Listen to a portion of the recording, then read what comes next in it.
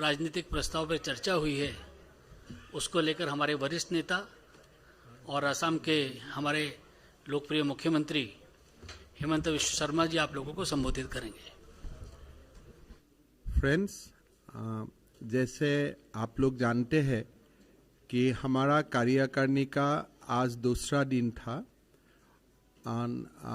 On second day, on the first day, we discussed about the economic resolution, and today it was turned to discuss about the political resolution. Union Home Minister Amit Shah ji has moved that resolution before the House, which was passed unanimously. Amit Shah ji ने जब ये प्रस्ताव को सदन का पटल में रखा तो उन्होंने कोई बिंदु को अपना वक्तव्य में कोई सारे बिंदु में ध्यान आकर्षित किया, फ्लैग किया। मैं माननीय अमित शाह जी का स्पीच से जो मेरा विचार में सबसे महत्वपूर्ण रहा वही सारा अंश आप लोग का सामने रखने का कोशिश करूंगा। गृह मंत्री अमित शाह जी ने पहले अपना भाषण में गुजरात दंगा का ऊपर जो सुप्रीम कोर्ट का फैसला आया है उनको ऐतिहासिक बोला, ऐतिहासिक निर्णय बताया। सुप्रीम कोर्ट का फैसला काफ़ी ऐतिहासिक रहा है। आदरणीय प्रधानमंत्री जी पर जो भी आरोप लगाया गया सुप्रीम कोर्ट ने उससे पूरा का पूरा झूठा करार दिया और इसे राजनीति से प्रेरित बताया। 18-19 साल की लड़ाई में देश का इतना बड़ा नेता एक शब्द बोले बगैर सभी दुखों को नीलकंठ भगवान शंकर के 20 पान की तरफ गले में उतरकर सहन कर लड़ता रहा और आज अंत में सत्य सोने का तरह चमकता हुआ आ रहा है। हर जांच में मोदी जी बेदाग रहा। भाजपा की विरोधी राजनीतिक पार्टियां कुछ आइडियोलॉजी लिए राजनीति में आए हुए पत्रकार और कुछ एनजीओ ने मिलकर इन तीन त्रिकूट ने मिलकर इन आरोपों को इतना प्रसारित किया। आदरणीय श्री नरेंद्र मोदी जी ने एसआईटी का पूछताछ का सामना किया और उन्होंने अपमान सहा, लेकिन संविधान के प्रति उनका निष्ठा है कि वो चुप रहे। आज विपक्ष का नेता भ्रष्टाचार के आरोप में देश में अराजकता फैला रहा है। अमित शाह जी ने विपक्ष पर भी कुछ बोला। आज विपक्ष बिखरा हुआ है। कांग्रेस में लोकतंत्र स्थापित करने के लिए उसके ही सदस्य लड़ाई कर रहे हैं, लेकिन डर से परिवार अध्यक्ष पद का चुनाव नहीं कर रहा है। कांग्रेस का मोदी फोबिया हो गया है। कांग्रेस देश हित के हर निर्णय का विरोध करने लगे हैं। हताशा और कांग्रेस कंप्लीटली हताशा और निराशा में है। सर्जिकल स्ट्राइक का विरोध, एयर स्ट्राइक का विरोध, धारा 370 की खत्म करने का विरोध, जीएसटी का विरोध, आयुष्मान भारत का विरोध, योग का विरोध, वैक्सीन और वैक्सीनेशन का विरोध, सीए का विरोध, ट्रिपल तलाक का विरोध, राम मंदिर का विरोध, आजादी के अमृत महोत्सव का विरोध। हर विषय में कांग्रेस खाली विरोध का ऊपर ही विरोध करते जा रहा है। कांग्रेस का राजनीति एक परिवार की जागीर समझती है। हम राजनीति को सेवा का माध्यम समझते हैं। राजनीतिक हिंसा का दौर खत्म होना चाहिए। अमित शाह जी ने ये विरोधी जो अभी वातावरण है उनका ऊपर बोला। राष्ट्रपति चुनाव पर अमित शाह जी ने बोला। आदरणीय प्रधानमंत्री जी के शासनकाल में 2 राष्ट्रपति चुनाव का अवसर आया। भाजपा ने एक बार दलित को, दूसरी बार एक महिला आदिवासी को चुना जो जमीन से जुड़ी रही है। सुरक्षा का व्यापक सुधार का बारे में बोला। मोदी जी के नेतृत्व में बाहरी सुरक्षा और आंतरिक सुरक्षा सुदृढ़ हुए हैं। रक्षा क्षेत्र में व्यापक सुधार हुआ है। जम्मू कश्मीर का भारत का अभिन्न अंग बनाया है, धारा 370 का एबोलिशन करते हुए। अग्निपथ योजना का सराहना हुए। CDS और औरप ये दोनों का और 3,000 करोड़ रुपया का 3,000 रक्षा उपकरणों का निर्णय में प्रतिबंध पर भी सरकार का प्रशंसा की गई। रक्षा क्षेत्र में निर्यात में 6 गुना वृद्धि हुआ है। चुनाव में जीत आपने देखा होगा कि प्रधानमंत्री जी का नेतृत्व में कैसे भारतीय जनता पार्टी एक के बाद एक चुनाव जीत रहा है। अमित शाह जी ने बोला सदन में, आदरणीय प्रधानमंत्री जी का नेतृत्व में राजनीति का परिचय बदला है। पहले चुनाव जातिवाद, परिवारवाद और तुष्टीकरण का आधार पर लड़ा जाता था। क्षेत्रवाद शर्म पर था। आदरणीय प्रधानमंत्री जी के नेतृत्व में इन नासुरों से हमें मुक्ति मिले है। आज चुनाव पॉलिटिक्स ऑफ परफॉर्मेंस और डेवलपमेंट के आधार पर लड़ा जा रहा है। यूपी, उत्तराखंड, गोवा और मणिपुर में हुए चुनाव इसी बात के दर्शाता है। निकाय का चुनाव और उपचुनाव में भी भाजपा का एक तरफा जीत हासिल हुए है। 8 साल में मोदी जी के शासन में प्राणवाद, भ्रष्टाचार और पॉलिसी पैरालिसिस से मुक्ति मिले है। असम में भाजपा की विजय पूर्वोत्तर में भाजपा का परमानेंट उपस्थिति का परिचायक है। मणिपुर में भी दोबारा सरकार आया है। आज पूर्वोत्तर भाजपा का घर स्थापित हो रहा है। पश्चिम बंगाल और तेलंगाना में भी परिवारवाद राजनीति से मुक्ति मिलेगा। बंगाल, केरला, तेलंगाना, आंध्र प्रदेश, तमिलनाडु, उड़ीसा ने भी भाजपा की सरकार बनेगा।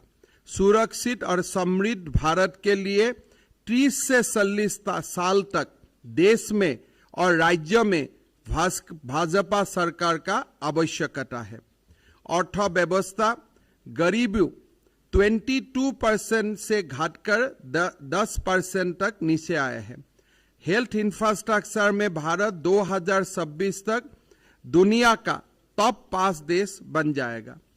विश्व पटल में जो भारत का उभरते हुए नेतृत्व है उसका बारे में भी अमित शाह जी ने आलोचना किया, अपना वक्तव्य रखा।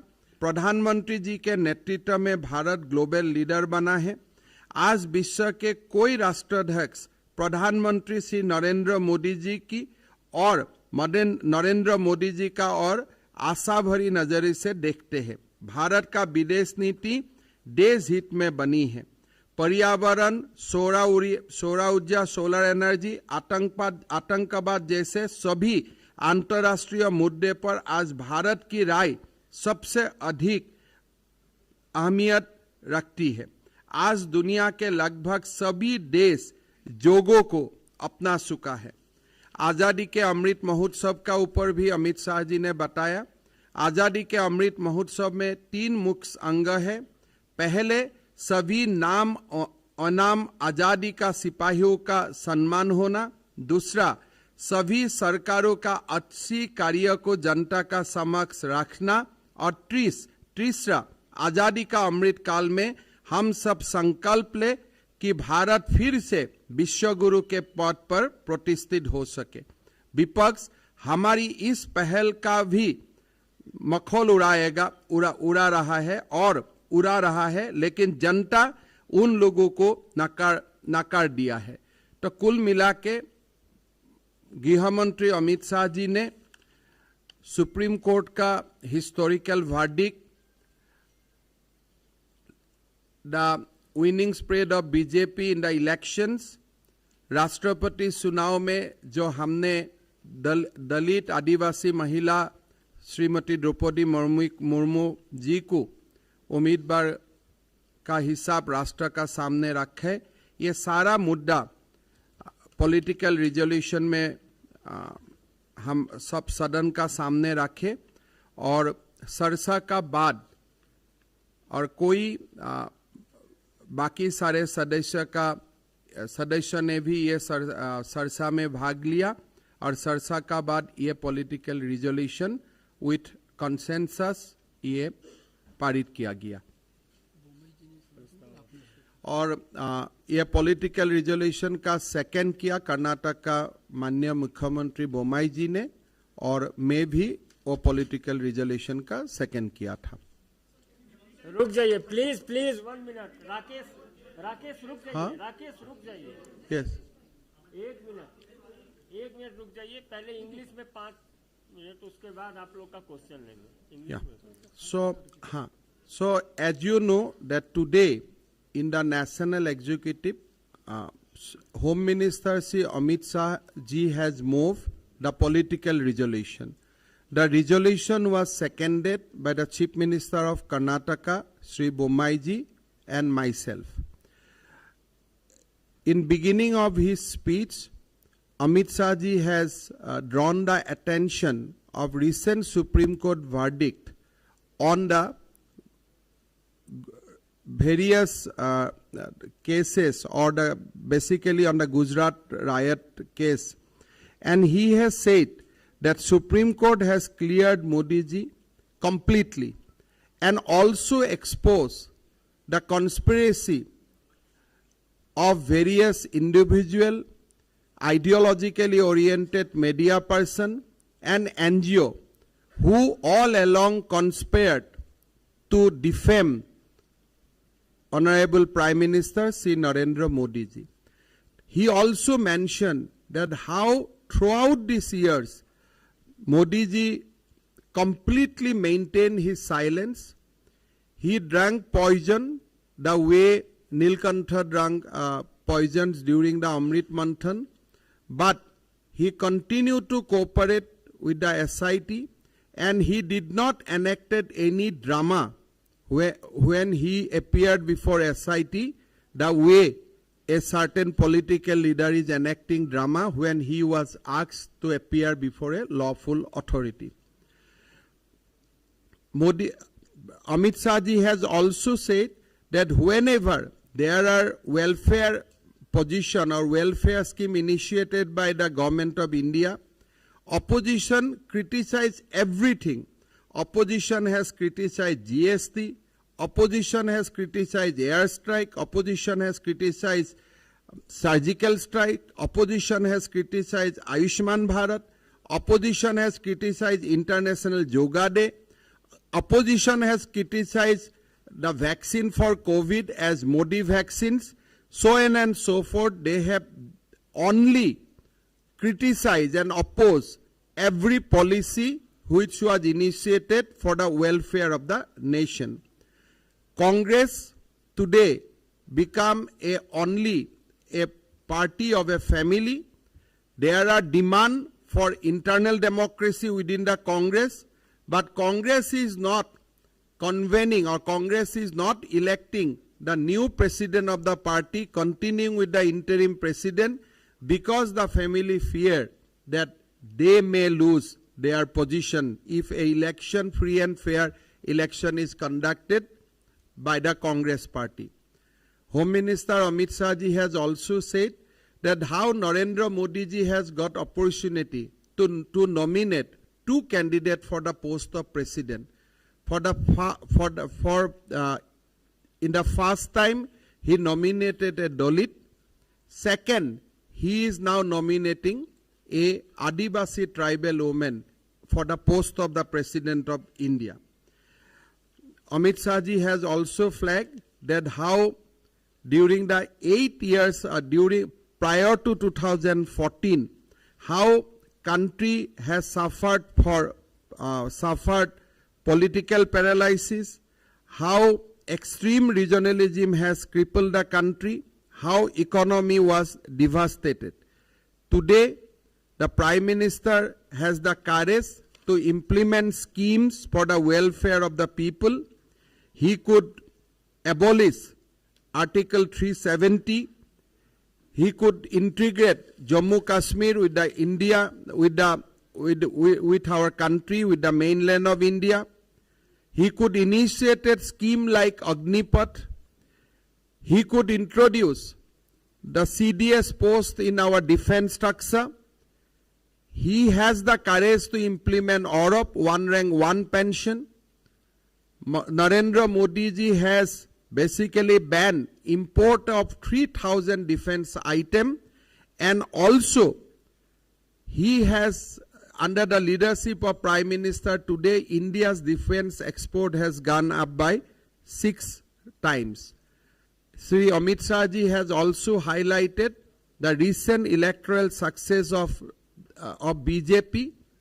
He has clearly said that the recent electoral victory of BJP has clearly demonstrated that in our country, Jatibad, Paribarbad, and the politics of appeasement has come to an end. Now the era of politics of performance and politics of development has started. He also said that how in the Northeast, the BJP is now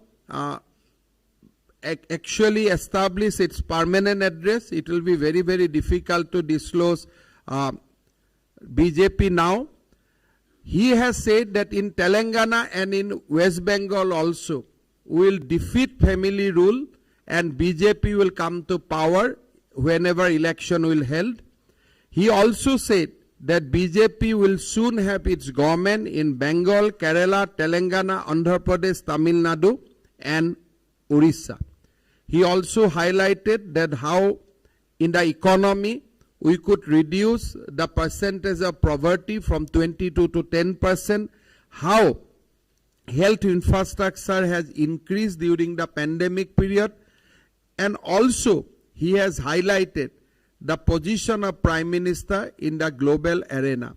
Today, Honorable Prime Minister Sri Narendra Modi ji is considered as one of the top leaders of the world, and his views on various important world issues like environment, solar energy, terrorism, how his views is counted and how the other global leaders are waiting to hear the views of our Prime Minister on this issue.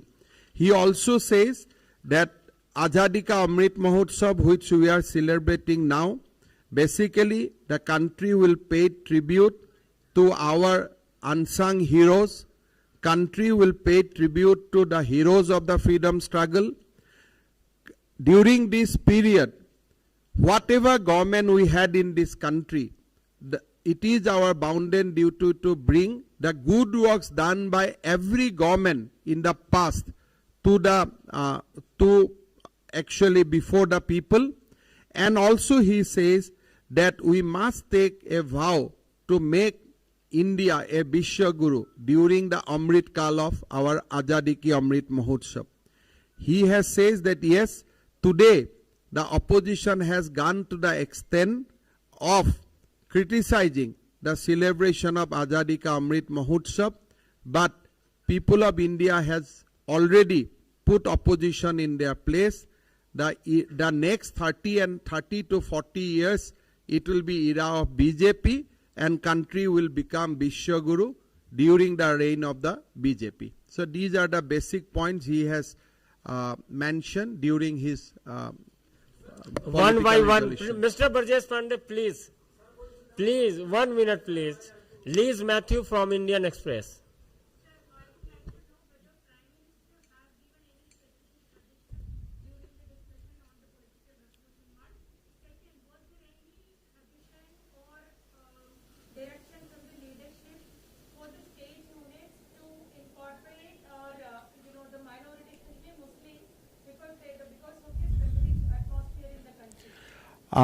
Honorable Prime Minister has spoken or make various comments during the discussion, and I think he has made various suggestions like bringing the development or bringing the changes of Northeast into the focus of entire country. And he has also suggested the various way how BJP workers should take the message of the achievement of our country to the grassroots level. He has also highlighted that how we should highlight the simple life and the message of Srimati Draupadi Murmu in the public at large. Although we know that electoral college will only vote, but he feels that the message and the story of her struggle should be brought into the limelight. Party should go into the grassroots and highlight about the life of Draupadi Murmu. So he has intervened basically in various stages and advised a lot during the discussion. He has contributed in the discussion. बालू Deccan Chronicle I mean, as you know that whenever Prime Minister spoke or we discuss in the forum, we always discuss sabke saath, sabka vikas. So this is the mantra, and obviously this include all sections of the people. बालू Deccan Chronicle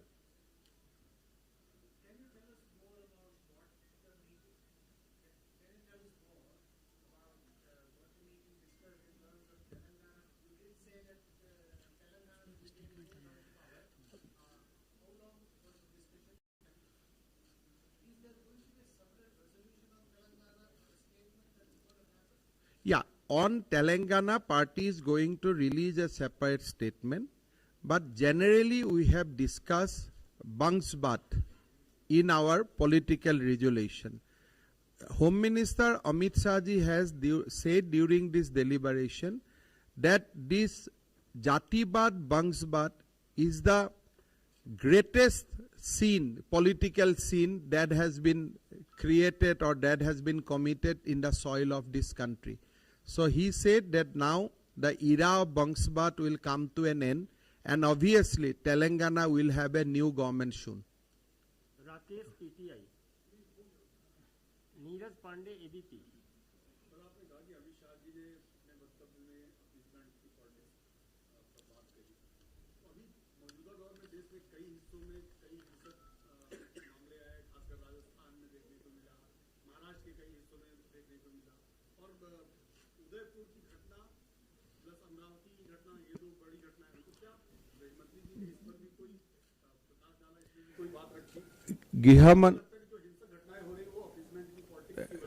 गृह मंत्री जी ने बोला कि आज हमारा जो देश इतना साल तक सफर किया है उसका मेन कारण जो है जातिवाद, परिवारवाद और तुष्टीकरण का राजनीति. So once we finish these things, the country will not have any kind of problem and country will immediately march into the road of prosperity. So Home Minister during his speech he given a clarion call for the people of country that we should defeat Jatibad, Parivarvad and the politics of appeasement, and we should move to the politics of performance and politics of development. Sujit Thakur Dainik Bhaskar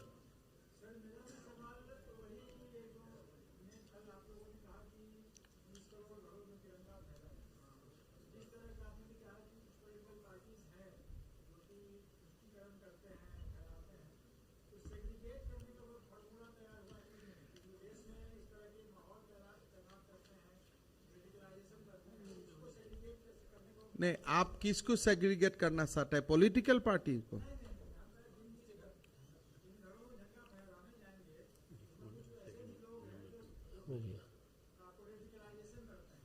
देखिए, तिरंगा में कैसे पॉलिटिकलाइजेशन होगा? तिरंगा में क्या पॉलिटिकलाइजेशन है? तिरंगे में तो कोई पॉलिटिकलाइजेशन नहीं है.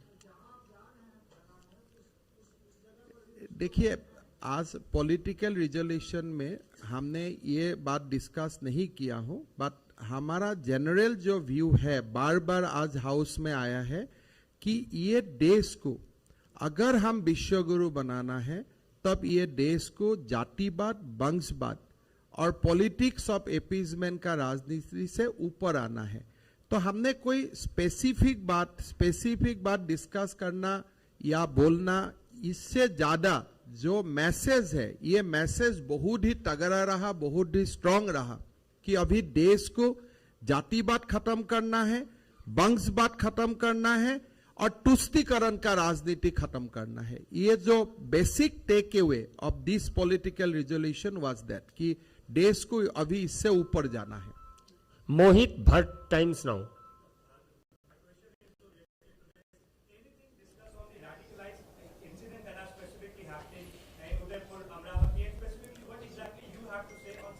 देखिए, जब एक पार्टी का पॉलिटिकल रिजोल्यूशन का सरसा होता है तो हम कंट्रीज का मैक्रो बात करता है और उसमें जितना माइक्रो इशू आ जाता है।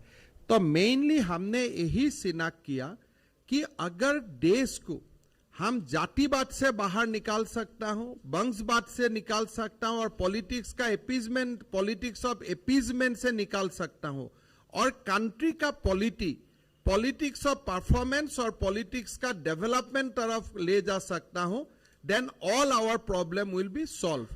So the basic takeaway from this political resolution is that BJP should focus on politics of performance, politics of development, and we should defeat Jatibad, Bangsbad, Paribarбад and the politics of appeasement.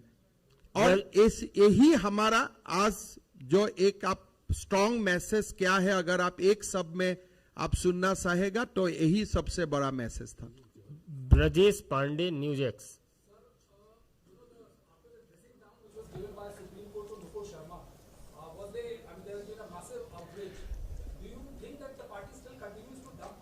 नहीं, आप जो question पूछ रहे हैं इसका political resolution से क्या संबंध है, मुझको दिखाई नहीं देता है।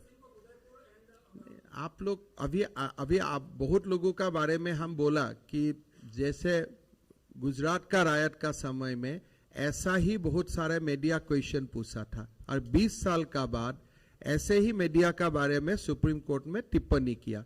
तो हमारा जो इशू है, मैक्रो इशू में हम बात कर रहा था कि देश को जातिवाद से ऊपर ले जाओ, देश को परिवारवाद का ऊपर ले जाओ। स्मृति काक, रामचंद्रन। मैंने 18 साल पहले का बात किया हूँ, आज का बात नहीं किया हूँ मैंने। I am talking you about 18 years back. स्मृति काक, रामचंद्रन, हिंदुस्तान टाइम्स।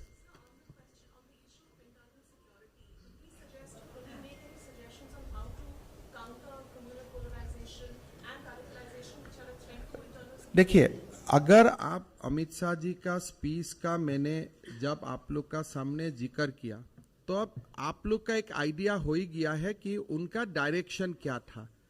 तो अगर communal politics is what?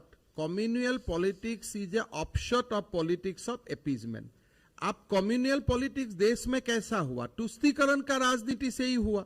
सो अगर हम तुष्टीकरण का राजनीति को खत्म कर देता हूं तो कम्युनलिज्म अपने आप खत्म हो जाएगा। ये तो देश में कोई कम्युनल राजनीति करना चाहते हैं का? सब तो चाहते हैं कि मेरा रोजगारी हो, मेरा अच्छा जीवन हो। ये पॉलिटिक्स ऑफ तुष्टीकरण जब खत्म हो जाएगा तो ये सारा इश्यू अपने आप खत्म हो जाएगा, यही हम लोग का मानना है। मौपिया नंदी, 24 घंटा।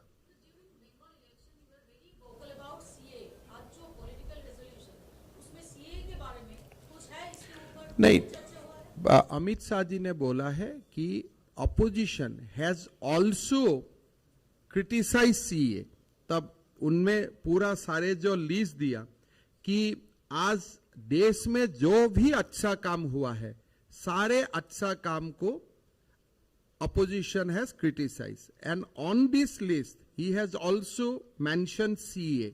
So thereby आपको you can always conclude. I think in this entire speech he has flagged CA as a part of our achievement. So the time will come and he will decide the time, but CA का ऊपर हमारा जो प्रतिबद्धता है इसको उन्होंने दोहराया। Piyush, Republic TV.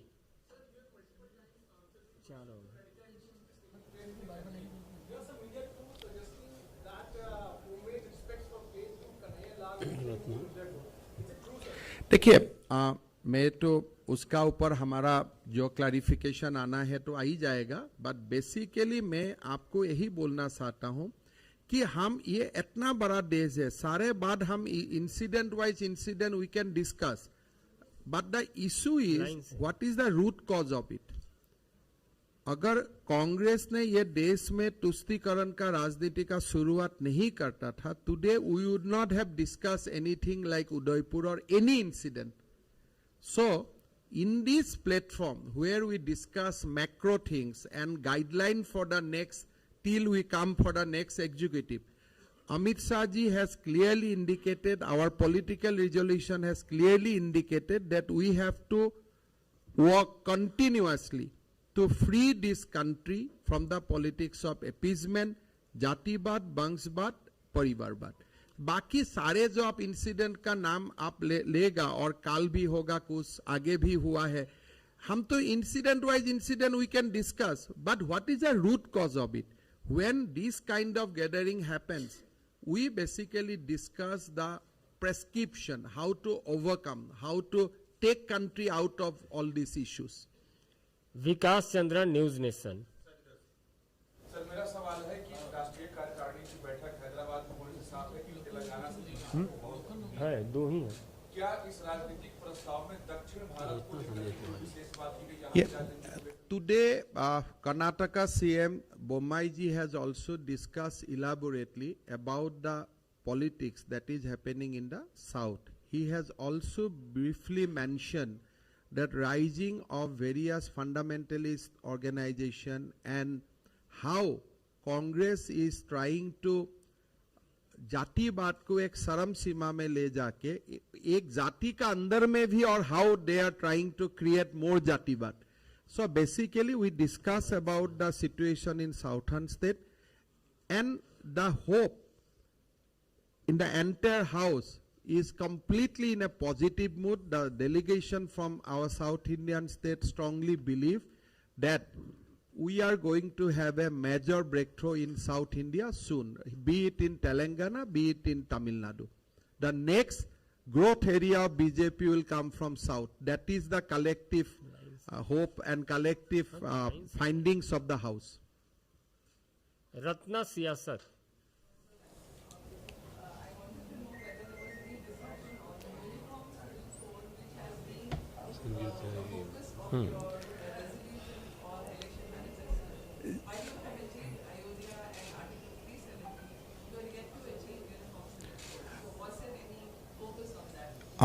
During the deliberation, article 370 का बारे में चर्चा हुआ, अयोध्या में राम मंदिर का बारे में भी चर्चा हुआ। Generally, women empowerment, which include everything. So, women empowerment का बारे में बहुत अच्छा चर्चा हुआ, और जो भी women empowerment का जो भी obstacles है, उसको हम लोग को remove करना है. That is the view of the house. And as I told you that in this entire political resolution, more and more macro things has been discussed. Payal Mehta. You represent the Northeast as the MERA chairperson as well. When you spoke about the political resolution, what is the roadmap ahead for the Northeast, and why have we not seen things like the Naga Accord being implemented so far? Look, basically when I seconded the political resolution, I seconded whatever has been said by Home Minister in the floor of the House. So Home Minister himself mentioned about the Northeast, and he has also said that how now BJP has permanently come to stay in the Northeast, and how during the post 2014, how Modi ji has actually initiated a huge development activities in the Northeast. We discuss about removal of APSA from the 60% area of Northeast. He also said that by 2024 there will be no fault line which will be there in the Northeast. He has said that हमें Northeast का सारा समस्या 2026 का पहले हम लोग समाधान करेगा। ठाकुर रविंद्र सिंह, जी न्यूज।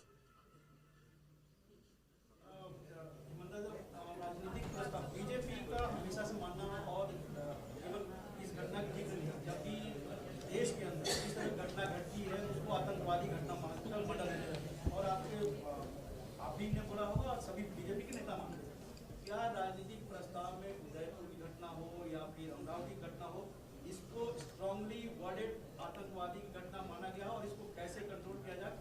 इंटरनल सिक्योरिटी में आतंकवाद सबसे बड़ा एक मुद्दा है। देखिए, हमने पॉलिटिकल रिजोल्यूशन में देश का इंटरनल सिचुएशन का इंटरनल जो हमारा सामने चैलेंजेस है इसका बारे में होम मिनिस्टर ने बताया, लेकिन मैं आप लोगों को यही बताने का कोशिश कर रहा हूं कि जब एक इतना बड़ा पॉलिटिकल एक एग्जीक्यूटिव होता है, where honourable prime minister presents, party president presents, chief minister, union minister, everybody comes, we discuss macro things, we do not discuss micro thing.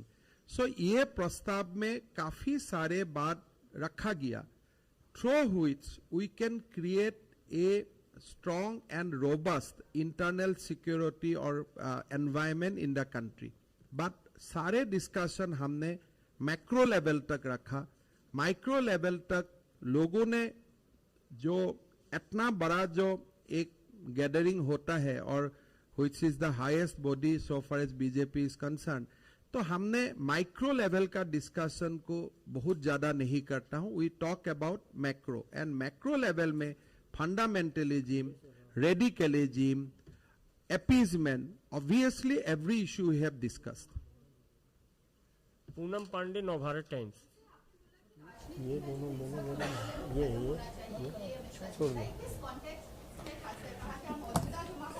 देखिए, मैंने इतना ही बताया कि अमित शाह जी ने बोला कि राजनीति में हिंसा खत्म होना चाहिए, तो मैंने उनको कॉन्टेक्स्ट नहीं पूछा, but this was part of the entire political resolution.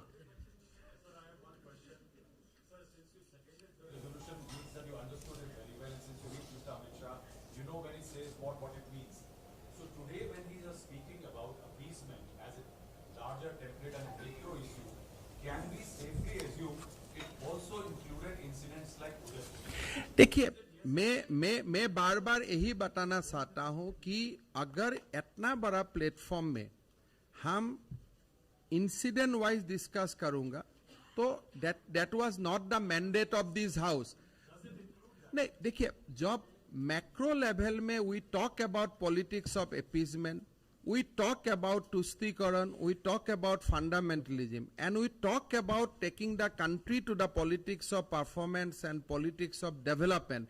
I think you can deduct by yourself that what BJP wants to do in next 10 years, 20 years, 30 years. हमारा country में, देश में दो ही politics होना चाहिए कि भाई आप perform करो और सरकार चलाओ, देश में डेवलपमेंट करो. तो these two are the basic buzzword in the entire deliberation, that BJP wants to create an environment in this country which will be centered around politics of performance and politics of development. No appeasement, no जातिवाद, no वंशवाद, no परिवारवाद.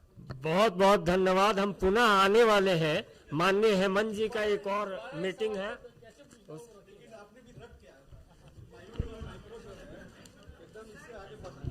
There's a lunch for everyone, and today